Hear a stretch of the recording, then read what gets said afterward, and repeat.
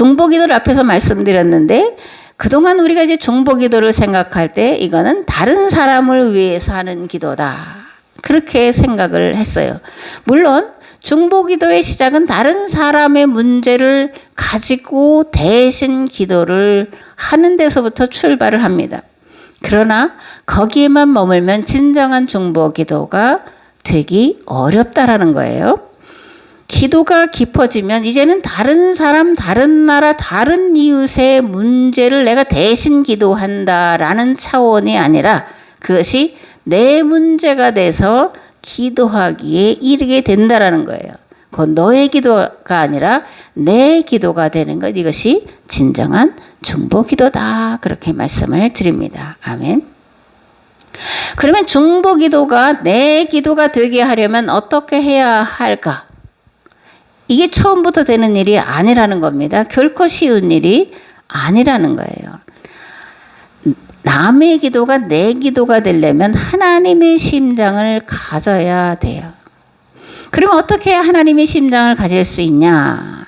뭐 심장을 이식 수술하냐? 그런 건 아니잖아요. 내가 중보 기도할 그 대상의 아픔이 내 아픔으로 실제로 느껴져야 중보 기도를 할 수가 있다는 겁니다. 근데 문제는 죄의 본성을 가진 인간이 이렇게 다른 사람의 문제를 내 문제로 끌어안고 기도하는 건 사실 거의 불가능에 가깝다라는 데 이 문제가 있는 거예요. 그러므로 먼저 자신의 본성을 꿰뚫는 성찰의 기도가 끊임없이 있어져야 돼요. 그리고 계속해서 다른 사람을 대신해서 기도하는 중보 기도가 이어져야 돼요. 그런 기도가 쌓여진 다음에야 네 문제가 아니라 내 문제로 그리고 하나님의 심장으로 기도를 할 수 있다라는 겁니다. 무엇보다 이렇게 되게 하기 위해서 성령님의 도우심을 절박함과 간절함으로 기도해야 돼요. 기도는 내가 하는 겁니다. 그러나 나만 하는 게 아니에요. 성령께서 내 마음의 소원을 두시고 그 일을 이루도록 기도하게 하신다라는 것, 성령님은 기도하도록 도우시는 보혜사시라는 것입니다. 아멘. 빌립보서 2장 13절에서 14절 말씀을 보면 너희 안에서 행하시는 이는 하나님이시니 자기의 기쁘신 뜻을 위하여 너희에게 소원을 두고 행하게 하시나니 모든 일을 원망과 시비가 없게 하라. 이렇게 말씀하고 있습니다. 세 번째로 바울은 자신이 삶과 죽음 사이에 끼인 인생이라고 고백을 합니다. 그러면서 사실은 나는 죽어서 그리스도와 함께 있는 것이 더 좋다. 그런데 내가 육신으로 있는 것이 너희를 위해서 더 유익하기 때문에 나는 살고자 하고 풀려나고자 한다. 이렇게 말을 하고 있습니다. 바울에게 죽음은 예수 그리스도에게로 나아가는 길이고 예수님과 하나 되는 확실한 길이었습니다. 오늘 우리도 마찬가지죠. 근데 바울이 이런 확신을 가질 수 있었던 것은 다메섹에서 부활하신 예수님을 경험했기 때문에 그러는 거예요.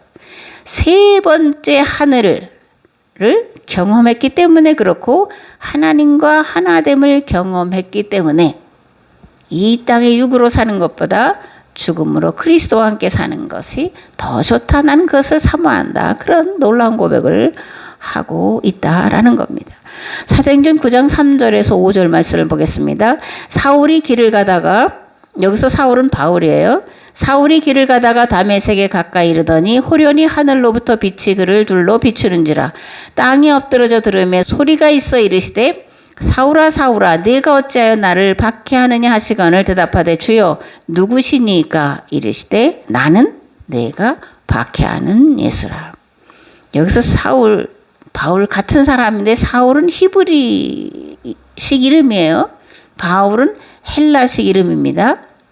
그래서 사울이 바울 됐다, 뭐 겸손해졌다 이런 것으로 옛날에 계속 그렇게 말씀을 드렸는데 그게 아니에요. 사울은 히브리식 이름이고 바울은 헬라식 이름이다 라는 것을 기본 상식으로 알아둬야 됩니다.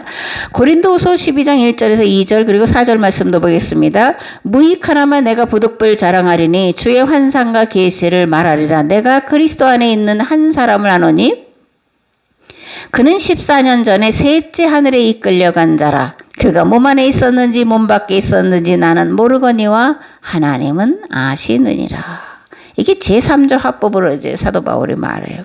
내가 그리스도 안에 있는 한 사람 아는데 그가 14년 전에 셋째 하늘에 이끌려갔다. 내가 그다 이렇게 이제 고백을 하고 있는 거죠. 그가 낙원으로 이끌려가서 말로 표현할 수 없는 말을 들었으니 사람이 가히 이르지 못할 말이로다. 이렇게 하나님 나라를 경험한 것을 제3조 화법으로 이제 이렇게 말을 하고 있습니다. 바울은 몸을 떠나 주와 함께 있기를 진정으로 소망한 자였습니다. 그런데 바울은 아직 육체로 있기 때문에 주님과 완전히 하나 될 수 없었고, 그렇기 때문에 몸을 떠나 주님과 완전히 하나 되는 날을 고대하고 있었던 거예요.